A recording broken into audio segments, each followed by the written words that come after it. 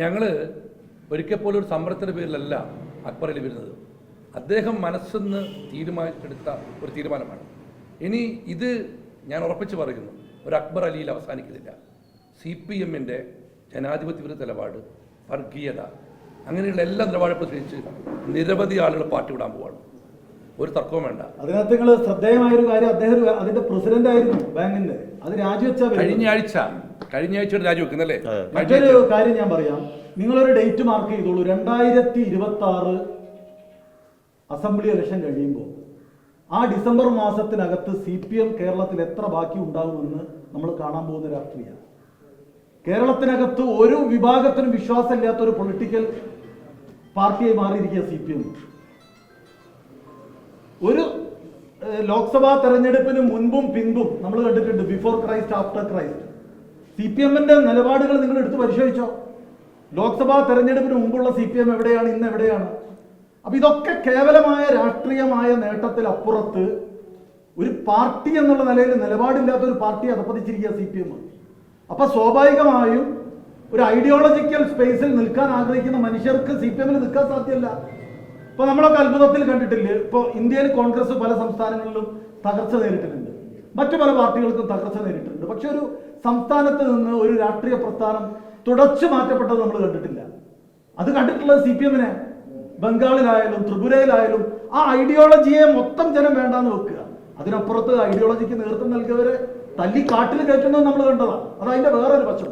അപ്പൊ ഒരു പ്രത്യയശാസ്ത്രത്തിന് എത്രമാത്രം തകരുവാൻ സാധിക്കുമോ അതിന്റെ ഏറ്റവും വലിയ അധപ്പതനം കമ്മ്യൂണിസ്റ്റ് മാർക്സിസ്റ്റ് പാർട്ടി ഇന്ത്യയിൽ ഏത് സ്റ്റേറ്റ് ഘടകത്തിലുള്ളതിലും വലിയ അധപ്പതനത്തിലേക്ക് കേരളത്തിലെ കമ്മ്യൂണിസ്റ്റ് മാർക്സിസ്റ്റ് പാർട്ടി പോയി എന്നുള്ളതിന്റെ ചിത്ര അക്ബർ അലി പറഞ്ഞിട്ടുള്ളത്.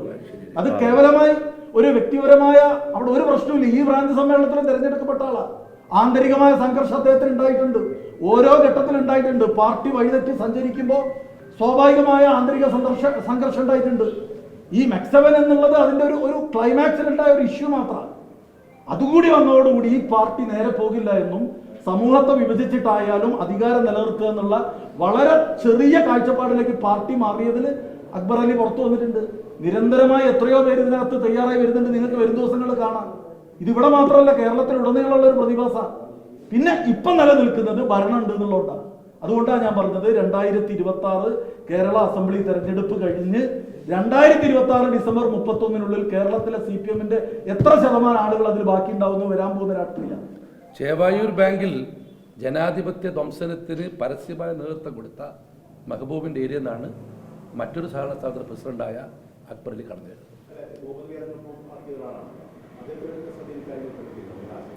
അങ്ങനെ വ്യക്തിപരമായ വിഷയമല്ലല്ലോ രാഷ്ട്രീയ നിലപാടെന്ന് പറയുന്നത്. ഒരു മുഹമ്മദ് റിയാസ് വ്യക്തിപരമായി എടുക്കുന്ന നിലപാടല്ലല്ലോ. പാർട്ടി എന്നുള്ള രൂപത്തിൽ പാർട്ടി പ്രതിഫലിപ്പിക്കുന്നത് എന്താണെന്നുള്ളത് ജില്ലാ സെക്രട്ടറിയിലൂടെ വന്ന ഈ കാര്യത്തിൽ. പിന്നെ മറ്റുള്ള കാര്യങ്ങളിൽ തുടർച്ചയായി നിങ്ങൾക്ക് മറ്റെല്ലാവർക്കും അറിയാം, ഓരോരോ വിഷയത്തിലും പാലക്കാട് പ്രചരണ രീതിയായാലും വടകര പ്രചരണ രീതിയായാലും അതൊക്കെ കേരളീയ സമൂഹം അംഗീകരിക്കുന്ന രീതിയിലല്ല എന്നുള്ളത് അവർക്ക് തന്നെ അറിയാം. അവരിൽ തന്നെ വലിയൊരു വിഭാഗം ഇതിനോടൊക്കെ അമർഷമുള്ളവരുണ്ട്. അവരാകെ മോശക്കാരാണെന്നുള്ള സമീപനമൊന്നുമില്ല.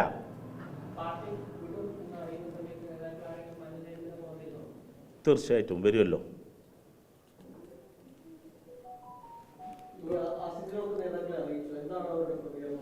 എങ്ങനെ ആശങ്കകൾ CPM-നെ സംബന്ധിച്ച് നിരന്തരം ചർച്ച ചെയ്യപ്പെടുന്നതാണ്, പ്രത്യേകമായിട്ട് അറിയിക്കേണ്ട. പിന്നെ നമ്മൾ പുറത്തൊരു നിലപാട് സ്വീകരിക്കുന്നു എന്ന് അറിയുമ്പോൾ പിന്നെ വേറെ രൂപത്തിലുള്ള സമീപനങ്ങളൊക്കെ ഉണ്ടാകാം. അങ്ങനെയുള്ളൂ.